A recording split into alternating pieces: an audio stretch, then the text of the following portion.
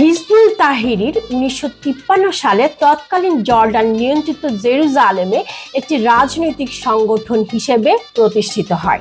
এর প্রতিষ্ঠাতা ছিলেন তাকিউদ্দিন আন-নাওভানি, যিনি হাইফার একজন ফিলিস্তিনি ইসলামী পণ্ডিত ছিলেন। তিনি মিশরে শিক্ষা লাভ করেন এবং ব্রিটিশ শাসিত ফিলিস্তিনে কার্দি ধর্মীয় আদালতের বিচারক হিসেবে দায়িত্ব পালন করেন। তিনি খেলাফত প্রতিষ্ঠার জন্য একটি কর্মসূচি ও খসড়া সংবিধান প্রণয়ন করেছিলেন।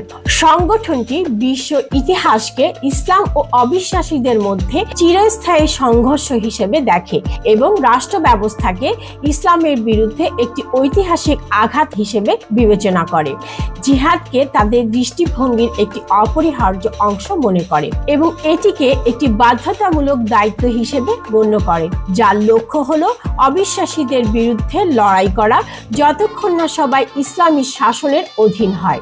সংগঠনটি জিহাদের সহিংস ও আধ্যাত্মিক উভয় দিকের মধ্যে কোনো পার্থক্য করে না। প্রাথমিকভাবে সংগঠনটি নিকট শত্রুর দিকে মনোযোগ দেয়, অর্থাৎ যেসব শাসক মুসলিম পরিচয় ধারণ করলেও প্রকৃতপক্ষে ইসলামের শত্রু বলে বিবেচিত। হিজবুত তাহরির মনে করে ইসলামের বৈশ্বিক বিস্তারের জন্য প্রথমে এসব শাসকদের অপসারণ করা জরুরি। 1993 সালে ডক্টর সৈয়দ গোলাম মাওলা তার পিএইচডি ডিগ্রি অর্জনের জন্য যুক্তরাজ্যের লন্ডনে গিয়েছিলেন। তিনি লন্ডনে নাসিমুল গনি ও কাউসার শাহনিয়াজের সঙ্গেও দেখা করেন। সেখানে তিনি হিজবুত তাহরিরের সাথে পরিচিত হন। বাংলাদেশে ফিরে আসার পর তারা 2000 সালে ঢাকার ধানমন্ডি রোড 6-এ একটি কোচিং সেন্টারে স্থানীয় অফিস স্থাপন করে। ঢাকা বিশ্ববিদ্যালয় শিক্ষক মহিউদ্দিন আহমেদ বাংলাদেশে হিজবুত তাহরিরের প্রধান সমন্বয়ক ছিলেন। 2009 সালে সংগঠিত নিষিদ্ধ হওয়ার পর তাকে অবসরে যেতে বাধ্য করা হয়। তাকে 2016 সালে সন্ত্রাস বিরোধী আইনে অভিযুক্ত করা হয়। মার্চ 2017 সংগঠনের নেতা শরীফুর রহমান ফারাবীকে ব্লগার ও ধর্মনিরপেক্ষ কর্মী অনন্ত বিজয় দাস হত্যার অভিযোগে অভিযুক্ত করা হয়। হিজবুত তাহরির একটি ইসলামিক রাজনৈতিক আন্দোলন যা ইসলামের শাসন ব্যবস্থা প্রতিষ্ঠা করতে চায়, কিন্তু তাদের কর্মকাণ্ড এবং মতবাদ অনেক দেশে বিতর্কের সৃষ্টি করেছে। রাশিয়ায় 2003 সালে হিজবুত তাহরিরকে সন্ত্রাসী সংগঠন হিসেবে ঘোষণা করা হয়। তুরস্ক, চীনে, সিরিয়া, সংযুক্ত আরব আমিরাত, যুক্তরাজ্য, Germany, France, Bharat, Tajikistan, Algeria সহ বেশিরভাগ আরব দেশে হিজবুত তাহরির নিষিদ্ধ।